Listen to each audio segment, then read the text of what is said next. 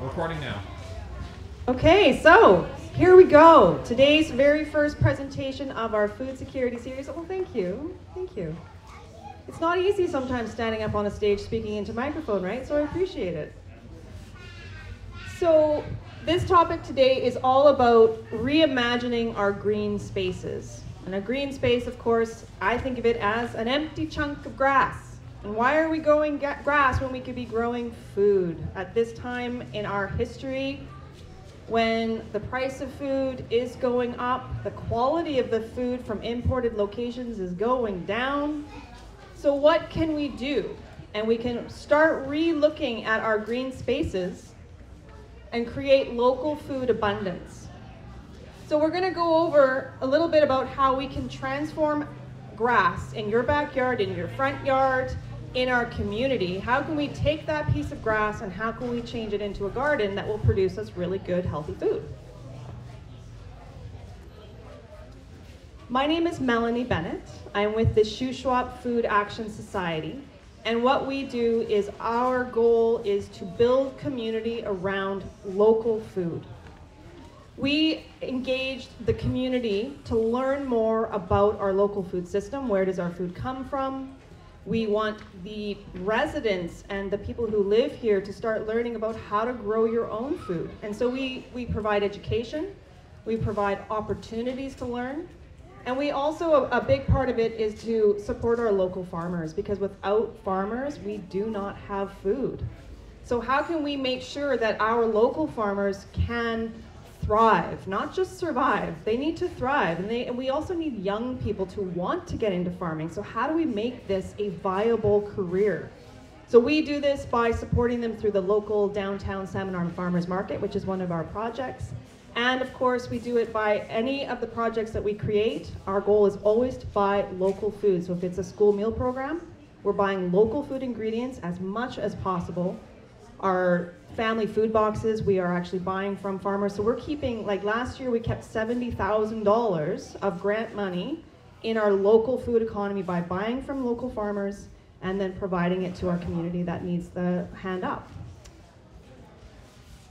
We have a community teaching garden. So on the top left, that's up in North Broadview, close to Canoe, and it is our Shuswap community teaching garden.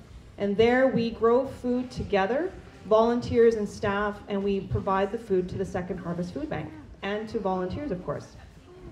We also were instrumental in creating the Lighthouse Community Food Force, which is just down the street at the Salvation Army. So we got that together in partnership with Lecker Land Design, who is our permaculture designer. So down you can see that's a huge harvest. Weekly, we are typically providing around 200 to 300 pounds of fresh, ripe, nutritious food to our local residents. And I also am an avid gardener. I love it so much. It is a passion of mine for so many reasons, primarily because I love eating good food. And I also have 2 small children, and I want them to learn these skills because they are absolutely vital for the future. Anytime we want to do anything, we should really discover our why. Why should we do this? And there's so many positive reasons to grow more of our own food. It can be certainly, at this point, we all see the rise in prices of food. So is it to save money on your food bills? For health. At this point, we know that societal health is decreasing. And there's many reasons why, but it's also so much to do with our food. Our soil is depleted in minerals, essentially. The freshness is degraded when it's shipped. We know that we need to have healthier food, and that comes when it's ripe. We want to also lessen our environmental burden. We have a challenge ahead of us for sure, and agriculture plays a significant role in what's happening right now in the environment. We also want to have kids get back to getting their hands in the soil. Where does a potato come from? Where do French fries come from? What is that? That's a potato. No, the baby carrots in the store are not actually little baby carrots. They're whittled down, right? So we need children to connect back to their food and actually know where it comes from. We also want people to be self-sufficient. Learning this skill, growing food, raising chickens, having your own eggs, producing honey. We have all these kinds of presentations tomorrow. We've got mushrooms, seed saving, chickens, honey tomorrow. So these are all really valuable skills to learn, and it will help us to minimize any of the upsets in food chains as we move forward.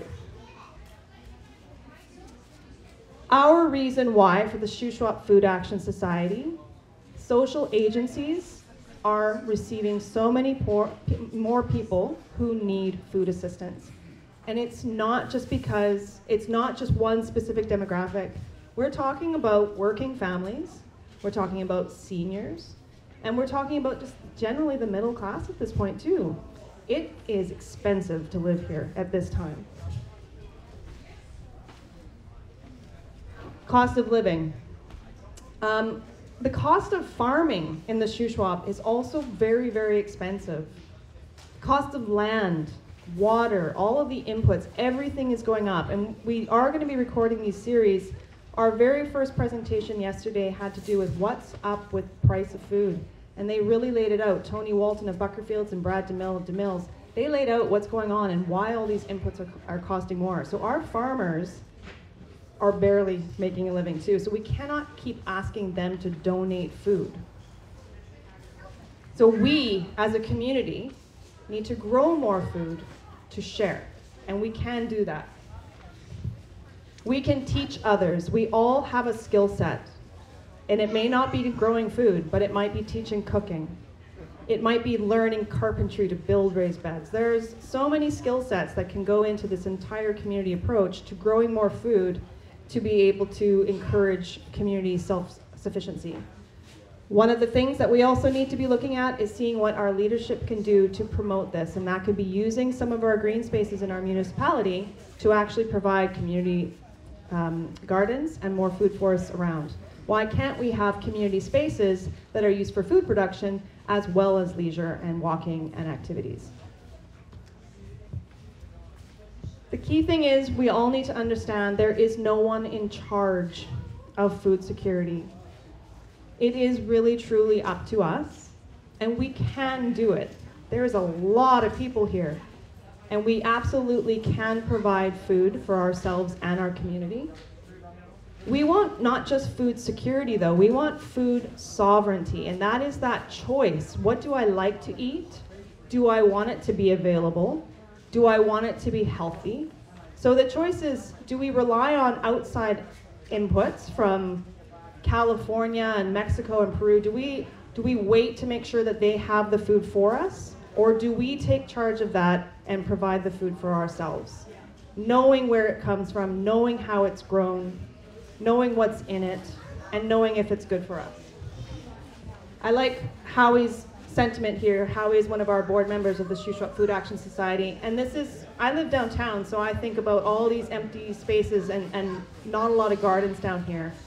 And I think about, as community members, we must ask ourselves, am I really secure if other Shuswap food residents are food insecure or at risk? So it is a community approach, and I think we have a lot of capacity to do this. So that is sort of the big why. We want to make sure that we have good, healthy food available to us and affordable as well. So then you want to think about what? So now we come back to this sort of individual approach. What do you want to grow? I think that's a really good place to start. There's not a lot of point in growing a whole bunch of things that you don't actually like to eat unless you just really like learning. You know, I keep growing radishes. I don't really like them, but I just grow them anyways because I like to see how quickly they grow. I don't love kale, and yet it keeps coming up, and I like just to see it, how big it can get. So, but really look to why, or to what. So right here we see, you know, take a look at your grocery bill. What do you eat the most? Or what has a really big environmental footprint, like lettuce? Lettuce is mainly just water being shipped in a truck for us to eat. We can certainly grow our own lettuce. But things like berries, I mean, if you've been into the stores and if you've been looking to get like a flat of berries, it's pretty pricey right now. So can you grow your own? You certainly can. It's pretty easy to grow a berry bush in your yard. You know, if you're looking for health, It's unfortunate sometimes that as human beings we tend to need a big push to do something positive for ourselves. And it could be for health impacts, it could be for economic impacts, environmental impacts. If you are looking to improve your health, start thinking about what you can grow that's really, really nutritious. And if you grow it yourself, it will be far more nutritious than anything you buy from a store. And if you're looking to be more self-sufficient, you want to make sure you pack that larder in the winter and you want to have food throughout the winter because you don't want to be reliant on anything, then you really have to think, what will store? We don't have community storage. Not yet, we will at some point. And do you have cold storage? So you have to think about those things. I actually keep carrots in the ground all winter. I cover them with straw, give them a nice big blanket, and there they sit all winter long, and I just go out and I dig them up as I need them, and they are the most tasty carrots you will ever eat. That frost brings their sugar content out, and it's amazing. I don't dig them out and store them in my basement. They just stay in the ground. Squash, winter squash, I still have one sitting in my kitchen from last year. I don't know what's inside of it, but it looks pretty good. A zucchini, I've got some zucchinis on this table over here. You let that sit on the counter, it will harden its skin and you will have fresh zucchini to be able to eat and make into muffins in the winter, just like that. So grow what you like to eat. That is really key. So you're thinking about what, you thought about your why, you're thinking about what you'd want, and so now it comes down to where. So we have a permaculture group now. We call it the Shuswap Permaculture Guild, and some of its principles are to observe first. You know, you have to look at your own space. What area of your yard has more sun? Where do you have access to water? Which is the best place that has really good soil? Do you have a really big slope? So you start looking at your space and you determine where will be a really good place to grow a garden. Front yard, backyard, or both. Absolutely. As you start keeping and going, I bet you, I really believe that once you really get a hankering for this, you'll just keep converting your yard to garden. Now, front yards are fine. We are allowed to do that. Sometimes you want to sort of think about your neighbors too. Front yards also have that one thing about the cars going back and forth, and so that's just where you build some bushes and things like that just to help protect your garden from any of the car dust and things like that. So these are all things that you will learn as you continue your journey into gardening. But not everybody has a yard. So what do? There are so many people with big properties around us, and they actually really do want to share their space because they are seeing this abundance of space that they have, and they can't do it by themselves. They don't want to do it by themselves. It is work. I'm not going to sugarcoat it. It is a lot of work. It's valuable work. So there are so many people who want to share their gardens, and that is absolutely possible. You have to just think about transport. How will you do it? But everything is possible. It can happen. Young Agrarians has a land matching program. That's for farmers that are wanting to lease land from landowners. I would like to see how we can figure out sort of like a garden buddies approach. I haven't quite figured it out yet, but I'm sure we will. And because we keep hearing it all the time, I have a garden, I want to share it, let's do that. But we also need community gardens. We have like one downtown, and then we have our food forest, and we have one out in North Broadview. But for an entire area that is this big, we have very few community gardens, and I think we could really improve that. I will put it out here into the universe right now as I manifest this. We really want to put a community teaching garden on the fairgrounds, and it's in the works, and that will be a teaching location. And from there, let's see more school gardens that could become community gardens. What if we had food forests all over? Look at all that space at Blackburn. Why couldn't we have more food production just in a small area that different businesses could sponsor and have different community groups who take care of it with the pruning and the upkeep of it? Everything is possible. It just comes down to will. So you've looked at why, what you like to eat, maybe where. What do you want to do? Will it be a traditional style garden with in-ground rows? So this is our Shuswap community teaching garden. a fairly high, so this is all in ground. We just keep building the soil. We have drip irrigation in place, and we just grow right in the ground. But that's, row upon row. This is Tasty Acres up on 30th. I mean, look at the beauty of that space. So you can certainly have a garden that produces food, but is also just an incredible place to be and play. Or do you want to go above ground with raised beds? We've got the steel raised bed. This is a part of the food forest down at Salvation Army. We've got an old bench turned into a raised bed. Why not? It works. We had this one built that's very raised, so that can be for accessibility.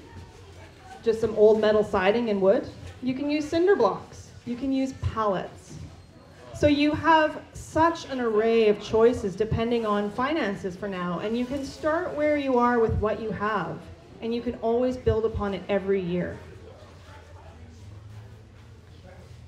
Or if you want to look more into permaculture or regenerative styles, there's so many things that you can look at. And here we have a food forest. So this is just up the street at the Salvation Army, and you can certainly go and just have a look through it. But so unlike that sort of neat and tidy approach, this is meant to be mimicking nature. Nature has a canopy layer, a mid layer, and a base layer. So fruit trees, instead of something that doesn't produce food, why don't you have something that does produce food? Then lower level can be your berry bushes or other plants that help support it. And like comfrey and things like that. That also, comfrey does have medicinal benefits. So you can be adding medicine into your garden as well. And then at the main level, you can be producing your annual crops and also more perennial crops too. And of course, you can do root layers. So you can have your root level as well.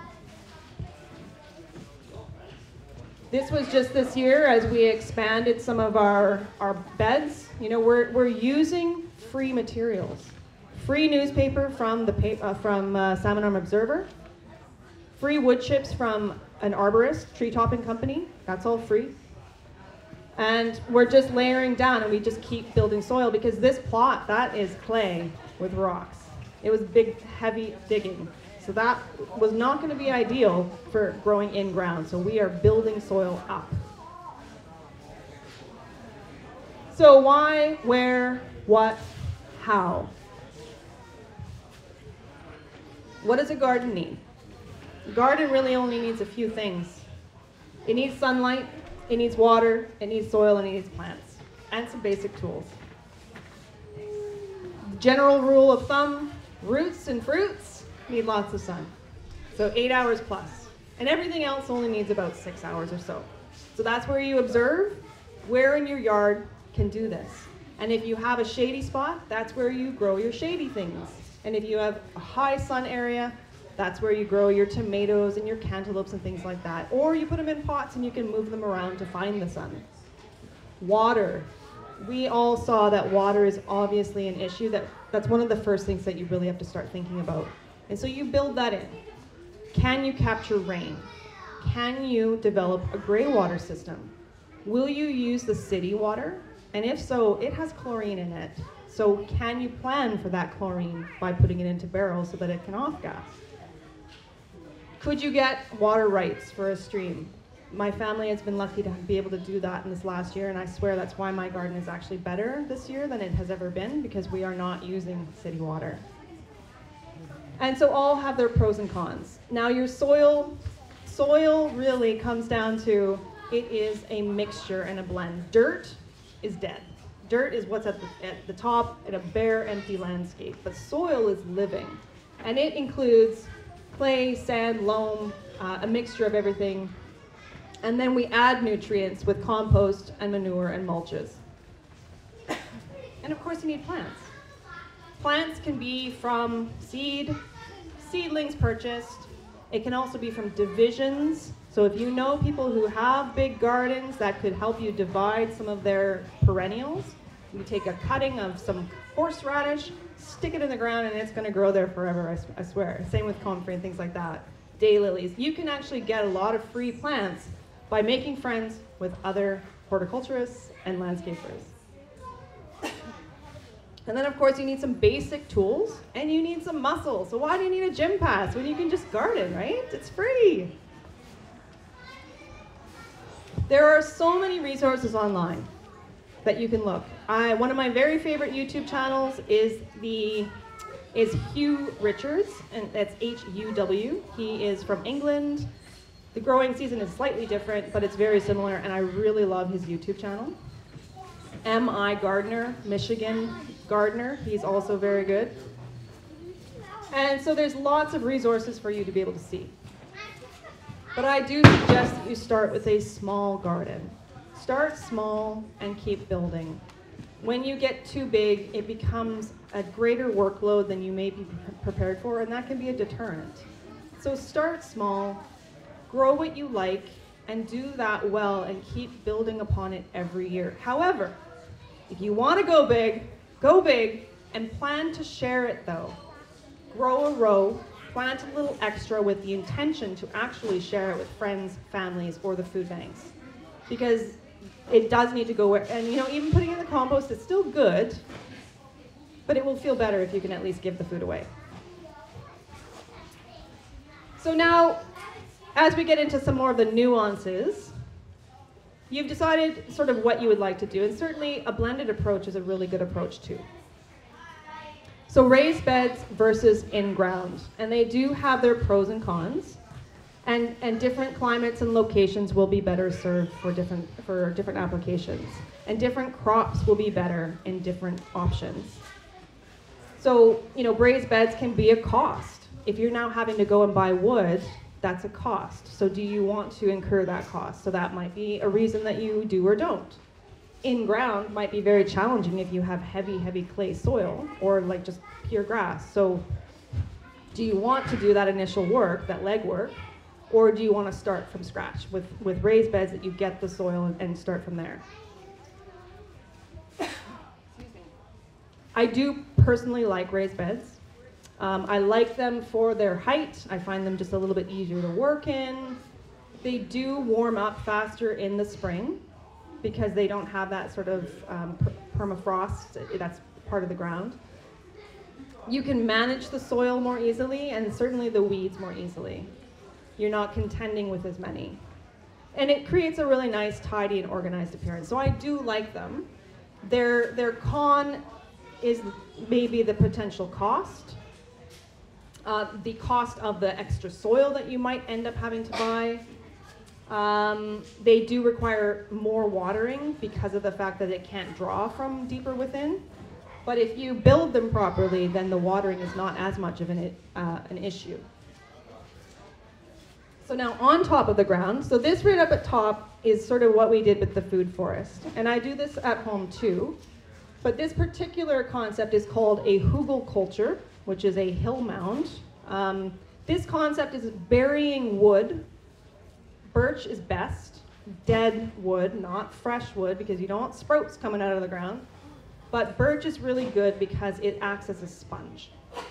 And the concept is all of this wood will suck in the water that comes from rain and snow melt, and it will hold it until it needs it. When summer dries the soil out, it actually works as osmosis. Branches and compost and debris, all of that helps to build soil, and over time it breaks down and provides so many nutrients. And this style and this method is meant to be a very just self-sustaining method. We don't have to water them as often. They are very nutrient rich. Those hugelkulturs that we did at the food forest at Salvation Army, we weren't expecting as good of growth as we had that second year. And even this year was even better. And we weren't necessarily expecting that, but we were very pleasantly surprised by it. So it's a good way to actually use a lot of your yard waste. Down below, that's just the beginning. We dug down into the ground so that we could use some of that existing soil. We then laid cardboard down to be a weed suppression. We then added the logs, the twigs, garden scraps. We did add biochar, which is an input, a cost, but it's good at holding nutrients. And then we added soil or compost and chicken manure, and then soil and straw. So now in the ground, is the most cost effective. You need to put in time, really, and a little bit of inputs when it comes to compost and things like that. But you just need the sun, the soil, and water, which most every yard has. So you can dig out your existing sod, and then you can do the grunt work. Longer term, if you have time, you can start by covering the soil and starting to break down the soil. And that will give you beautiful, rich, easy to work with loam. There will be weed seeds. You will be contending with weeds for a while. But it's a process, and slowly over time, it will get less and less and less. So this is my garden. And, you know, it's been a journey. I've been doing it for 10 years, and it changes, and I adapt. And it's been a really fun process. I am blessed. I'm not going to pretend that everybody has this much space. My in-laws have land, and they had a garden, and so I was able to really play and have kind of like a blank canvas. But this was all in ground. They used to just till the ground every year, and I would watch my father-in-law doing this heavy work, and I was like, it's got to be easier, right? So it's a matter of just moving soil. So it was just moving it with a hoe and shovels, digging it into a mound, putting down cardboard down there, down the pathway, and then I filled it with wood chips.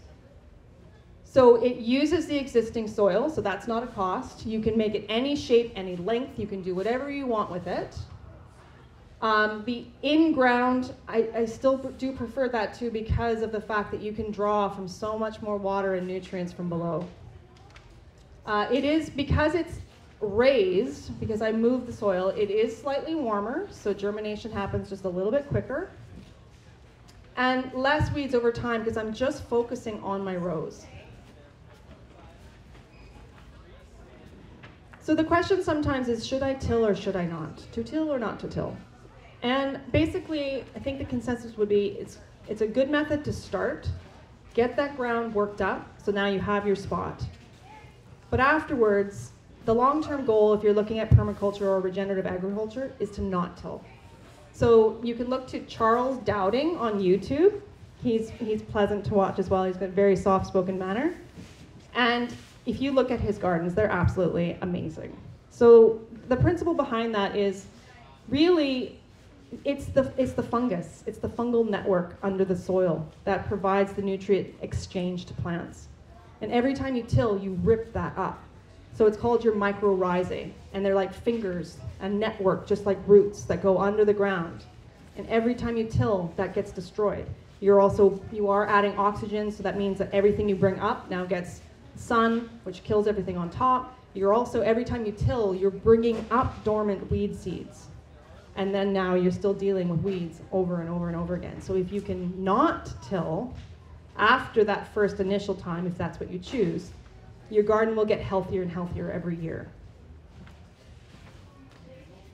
If you have time and space, you can cover, so that back area, that was our Shuswap community teaching garden, and it was just grass and weeds and scrub. And so we had silage tarp, which we got from a local dairy, because they use it to wrap up all the silage, and then when they're done with it, it's just garbage. So though we don't love plastic, at least we're using it again in an effective way. So they're really big pieces too, which is great because there's no holes for more weeds to come growing through. And they're heavy duty, so they will sit there for a long time. So you lay that down black side up because you want the heat. The heat is going to come down and it's going to kill all the grass. It's going to destroy it and start to break it down. And then you can use old tarps. Cardboard works. I like going to any of the furniture stores and getting the really big pieces of cardboard, because then you're not working with such little small pieces all the time. Because if you are going to use those little pieces, you have to make sure that they're well overlapped in order to not let any sun through. And they need to be thick. Like, you need a thick layer of, it could be newspaper, and if you're using newspaper, you're not spreading out a single piece. You're taking the whole newspaper, the whole section, and putting it right straight on the ground, and you're overlapping that. It's got to be a solid layer to really kill that grass and not let sun through. And so you can see that there. It's the newspaper, and then you can put compost on top, or it could be wood chips, whatever you'd like to use. What it does is it breaks down and begins that biodegradation process, and it creates really beautiful soil. The earthworms love it. All that darkness underneath there, all of that sort of natural, those natural critters that break down soil, they thrive in that environment, and they just eat it up like food and create the perfect soil. So this is my home garden here as well. Again, so there's those big pieces of cardboard.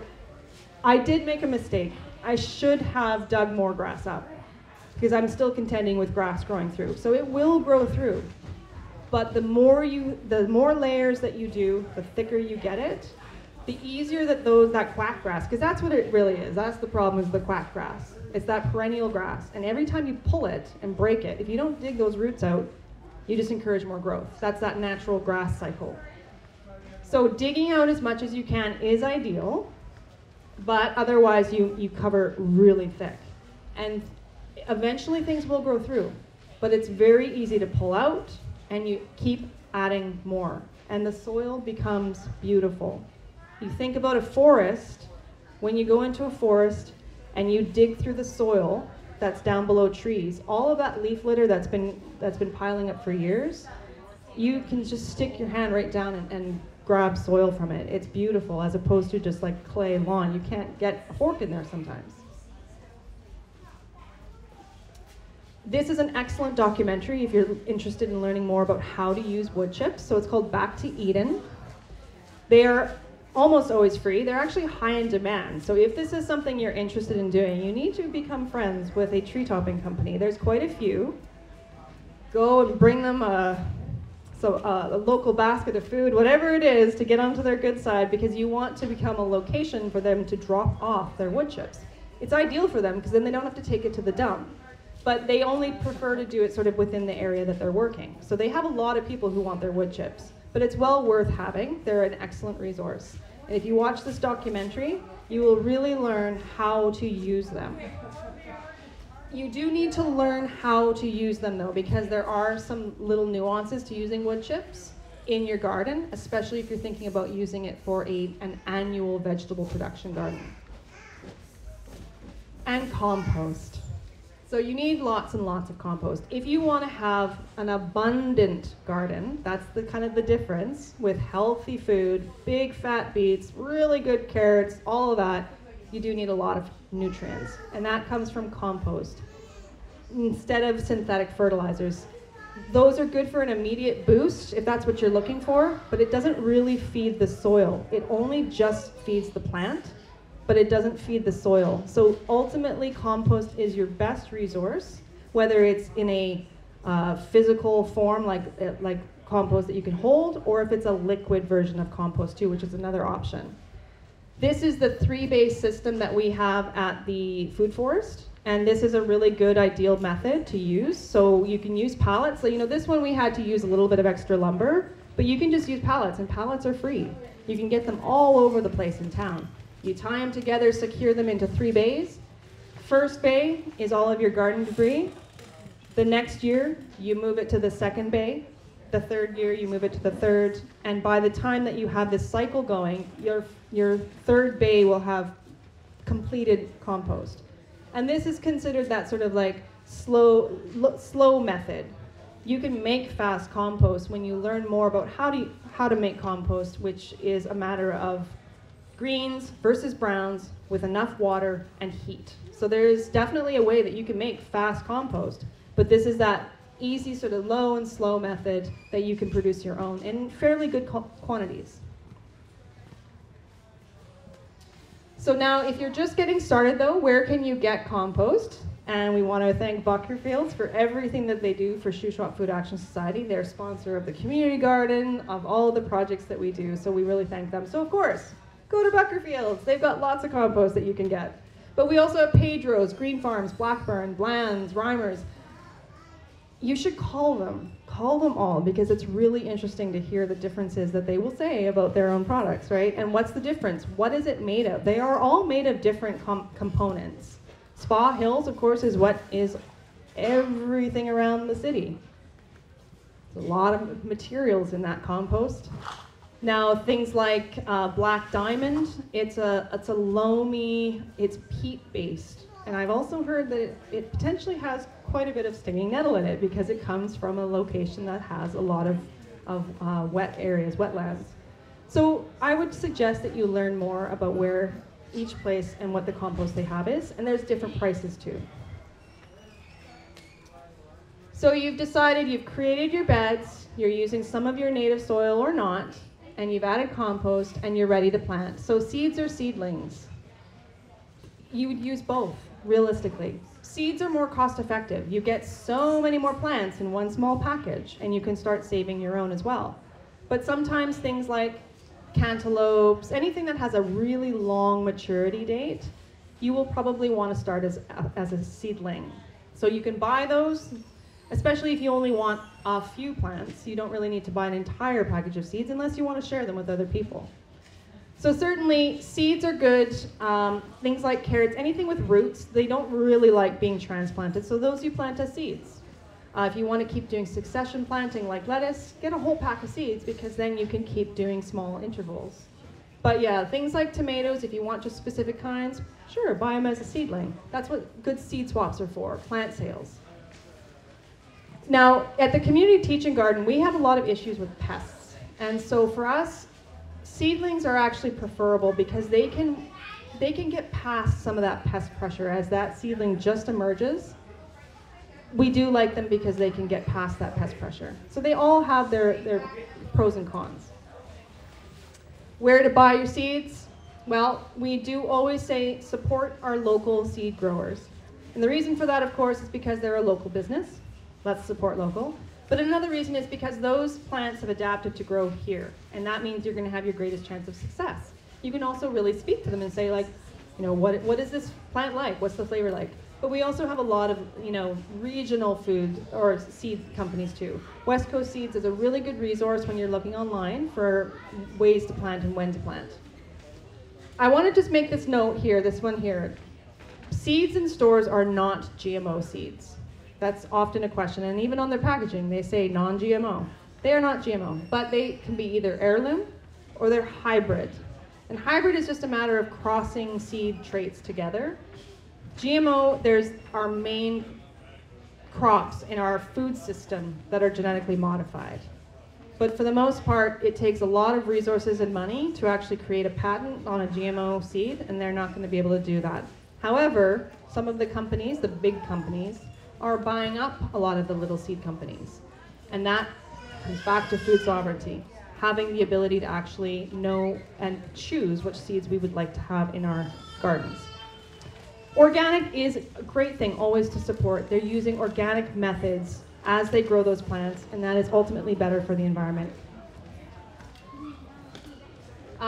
You can buy cheap seeds from cheap places, but you will not know what their germination rate is. So it's always best to find the ones that have a date and an expiry on them. If they do not have that, you have no idea how old they are. Mulch. Mulch is our friend.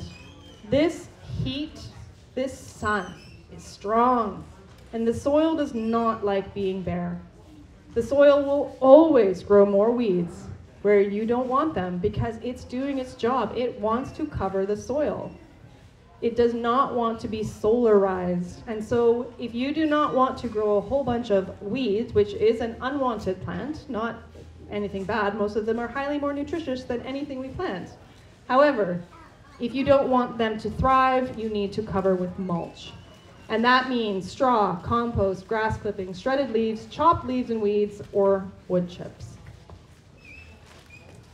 So we talked a little bit about water. Again, city water, rain water, well water, spring water, gray water, all different kinds of water.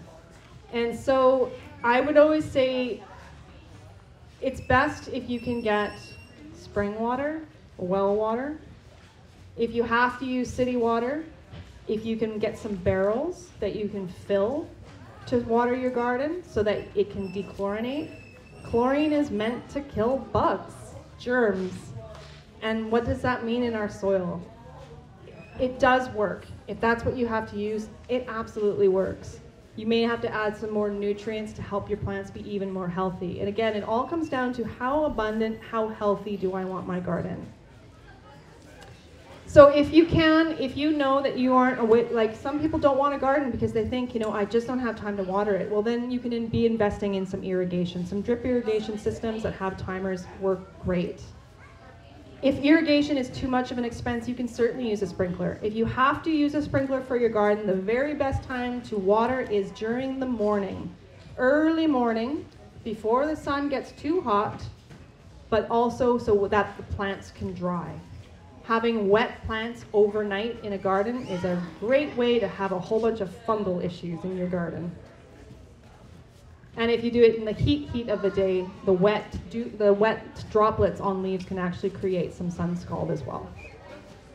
The general rule of thumb, it is better to water deeply, less often, which is hard to do with just spraying your garden with a hose. You get kind of bored standing there for too long, then you move on to the next plant, and that plant never really gets the water that it truly needs to be as healthy as possible. But if you can let drip irrigation or a sprinkler stay on for a long time to really saturate the soil, and then leave it for days between waterings, that water that goes down deep makes the actual plant grow its roots down. That's what you want. You want big, deep roots that go down searching for water, because then it also has greater chance to search for more nutrients. It also has the chance to have a stronger root structure, so it's actually a stronger, more sturdy plant for all these windstorms that we get. And also then it has the chance to reach up for more nutrients too. So deeply, less often, and look at your plants. Are they sad looking and they look like they need a drink? If that's the case, then obviously you need to water. And the heat will dictate how often you water too. But look at your plants. Do they look good? Do they look vibrant and healthy? Then you probably don't need to water. Overwatering is usually you can kill your plants with kindness. And overwatering also continues to deplete the nutrients in the soil. So what about when? Like, when should I start a garden? Like, we have all these reasons why. Well, right now, not only because this is a great time of year to plant. Fall is for planting, and that is one of our presentations today with Harriet Hanna. That's at 2:30. Right now is a great time to plant. It's still nice enough that the plants can develop a good root system. Plants are usually on sale at the nurseries. You can do your divisions and plant and let the plant get established before it goes dormant for the winter. And you are also then, even if you're going to cover your soil now and you're going to get beds prepared, now is a great time to do it. It's cooler out, you have a little bit more time perhaps than the busy summer, and get it ready to start growing in the spring. Food prices are not going to go down. Availability is going to continue to be a little bit unpredictable. Now is truly the time to start growing a garden. Whether it's for economic reasons, grow your own, can your own. Canning is actually fairly expensive if you don't grow your own food. Like the cans, the jars, and the rings and everything, it's actually pretty expensive, especially if you then go buy a $60 box of peaches. So if you want to preserve your food in a can or a jar, you do need to grow it yourself to make it economically feasible. Our next presentation with Athka, she is here, and she's going to be talking about the different ways that we can preserve our harvest, and it doesn't have to always be canning. There's so many different ways to do it. If it's for the environment, we need to start looking how we can shorten our food chain. You know, the typical grocery store has a long chain, a lot of fuel used to get that food to your plate. Shortening your food chain from the garden to your plate, it's the most less resources used, and it's the most nutritious.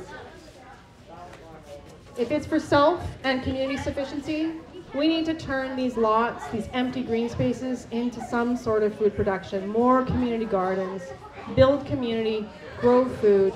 If everybody even grew one garden bed, if everyone grew one garden bed, if they could, there would be so much food in our community that we would be healthier for it. And so that's for your health too. Growing it ourselves is the most nutrient dense, We will have more value for that food. We will care more about it. We will eat it even if it has a blemish, if it's crooked, it doesn't matter. It's just as tasty, it's just as nutritious, and it's far better for us. And for our kids. My kids can grow food now. They don't always like it. I've made it into a little bit of a chore, and perhaps that was a mistake. So if there's any parents out here who want their kids to garden, make sure it's fun. Right, guys? But for our children, nature is miraculous. A seed, a tiny seed growing into an enormous plant is miraculous. And it happens all on its own. These perennial plants that keep coming up without our need, we look at these dandelions and we look at this, all of these things that thrive in these drought conditions. The green weeds that are out there when everything else we have is dying. It's miraculous what's happening, and we need the children to get off their screens, parents too, and get their hands into the soil because it's good for them, and it's a really valuable skill. They are the next generation. And this is where my passion comes from. Is I want a healthy community for them to grow up in, and I want them to have the health and vitality as they move into roles of leadership in the future. So you can learn more about all of this at the shuswapfood.ca. We will do more learning sessions in the winter, and we will continue to teach wherever possible and continue to provide good food into the community. And we want our community to be a part of this because this is how we can do this together. Remember, there is no one in charge of our food security except for ourselves. So thank you very much for your time today. And our next presenter is going to be coming up. How did I do for time today? Oh, good. I stayed with Bennett. That's good this year. So at 12 o'clock, we're going to have Afka Zonderland come. She's with Okanagan Rossum. And she will come up and do her presentation. So we've grown all the food in our gardens that we're going to do. Now, what do we do next? How do we preserve it? So thank you so much for coming. And we'll look forward to seeing more people at our next presentations.